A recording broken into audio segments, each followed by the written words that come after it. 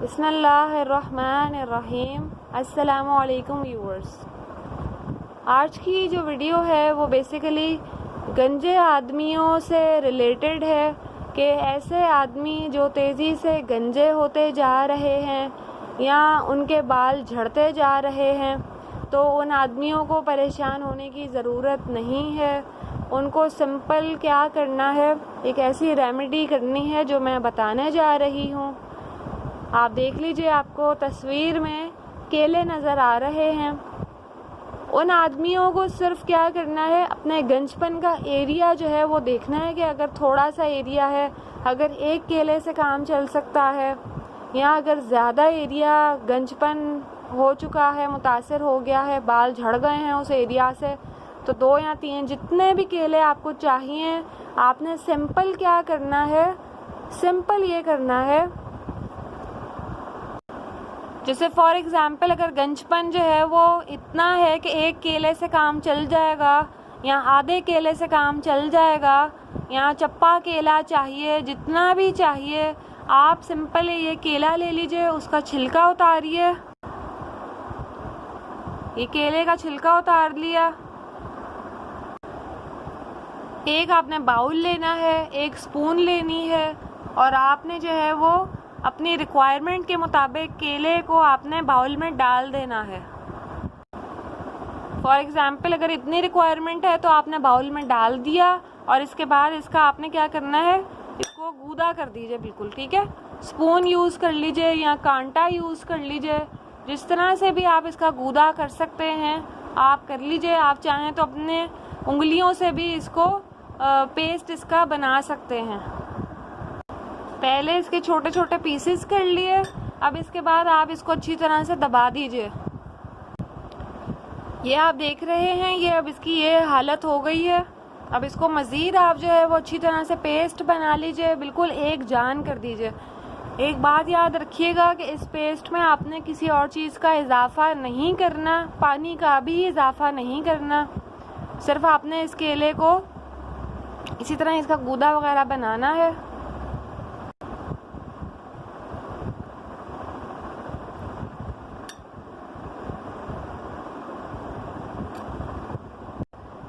यह आप देख लीजिए, केले का पेस्ट बन चुका है।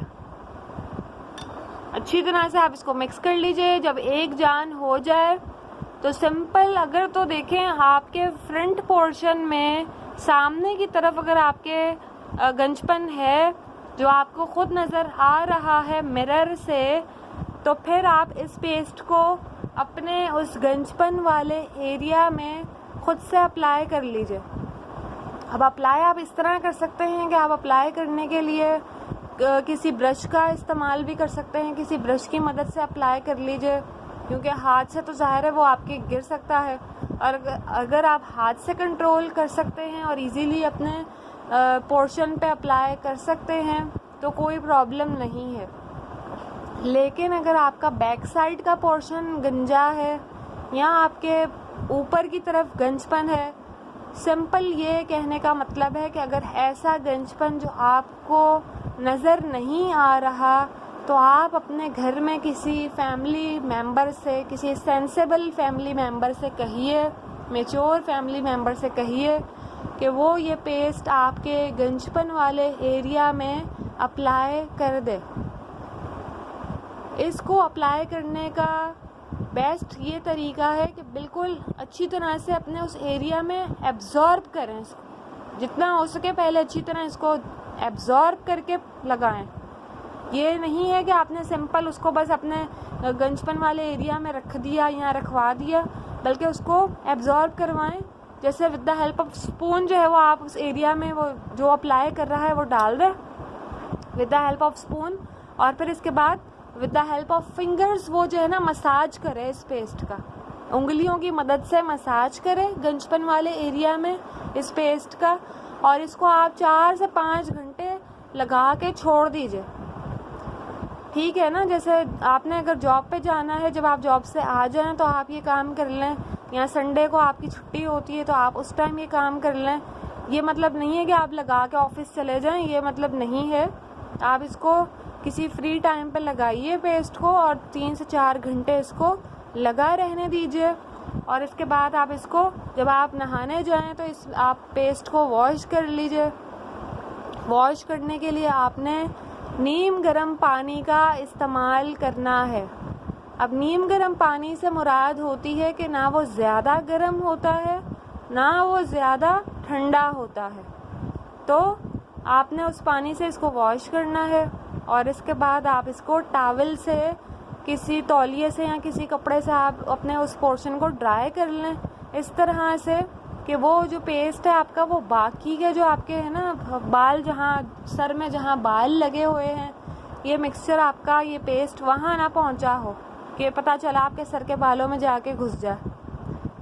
और एक और प्रिकॉशन है, एक बात जहन में रख लीजिए कि आप अगर ख़ुद अप्लाई कर रहे हैं या कोई दूसरा आपके अप्लाई कर रहा है तो प्लीज़ आपके सर में जिस एरिया में बाल लगे हुए हैं उस एरिया में आपने इस पेस्ट को बिल्कुल भी नहीं अप्लाई करना, बिकॉज़ इस पेस्ट की जो क्या है, ये स्टिकी पेस्ट है। स्टिकी नहीं, ग्लू जैसे होती है ना, ग्लू चिपक जाती है, गम स्टिक और ग्लू स्टिक वाला ये इसकी टेंडेंसी है।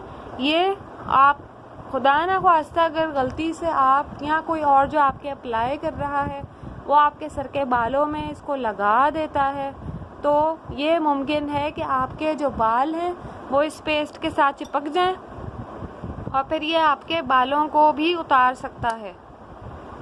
ठीक है ना? तो प्लीज़ ये काम मत कीजिए। सिर्फ गंजपन वाले एरिया में, जिस एरिया में आपको बाल चाहिए, आप उसी एरिया में इस पेस्ट को अप्लाई करवाएं, या खुद कर रहे हैं तो खुद करें। ठीक है ना? और एक और बात ध्यान में रख लीजिए कि देखें, एक दफ़ा में करने से आपके बाल उगना स्टार्ट नहीं हो जाएंगे। आपको अगर बहुत ज़्यादा गंजपन हो चुका है, बाल तेज़ी से झड़ चुके हैं, तो आप हर रोज़ कर लें।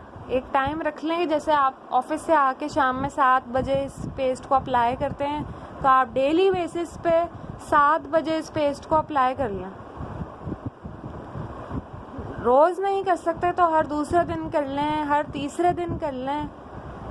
बट अगर आपको अपने बाल वाकई चाहिए तो आपको ये काम करना पड़ेगा, आपको ये पेस्ट अप्लाई करना ही पड़ेगा। और इंशाअल्लाह ताला रेगुलरली यूज़ करेंगे तो इंशाअल्लाह 2 महीनों में तो इंशाअल्लाह आपके बाल उगना स्टार्ट हो ही जाएंगे। और अगर आप हफ्ते में 1 दिन करेंगे, महीने में 1 दिन करेंगे तो फिर उम्मीद ना रखेंगे आपके बाल उगेंगे। ठीक है ना? तो जो आपको मैंने जिस तरह आपको रेमेडी बताई है, प्लीज़ उसका उसी तरह से अप्लाई कीजिए। जज़ाकल्लाह। अस्सलामु अलैकुम।